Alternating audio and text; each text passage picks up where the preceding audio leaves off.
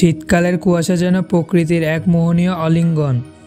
ভোরের আলো যখন কুয়াশার ঘন স্তরের মধ্য দিয়ে ছড়িয়ে পড়ে, তখন পৃথিবী যেন এক স্বপ্ননীল জগতে পরিণত হয়ে ওঠে।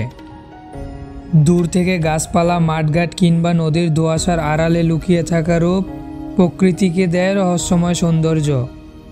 কুয়াশার ভেতর দিয়ে হাঁটা এক মজার মুহূর্ত তৈরি করে, যেন কোনো কল্পনার দুনিয়ায় প্রবেশ করেছি।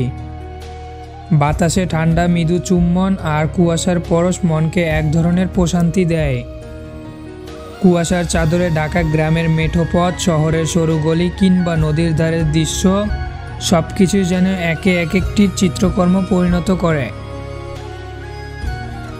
এই সময় সকালে খেজুরের রসের মিষ্টির স্বাদ কিংবা চায়ের ধোঁয়ার সঙ্গে মিশে থাকা কুয়াশার স্নিগ্ধতা এক অন্যরকম আবেগ সৃষ্টি করে। শীতকালের কুয়াশা শুধু ঠান্ডা নিয়ে আসে না, বরং প্রকৃতির এক নিঃশব্দ উৎসব।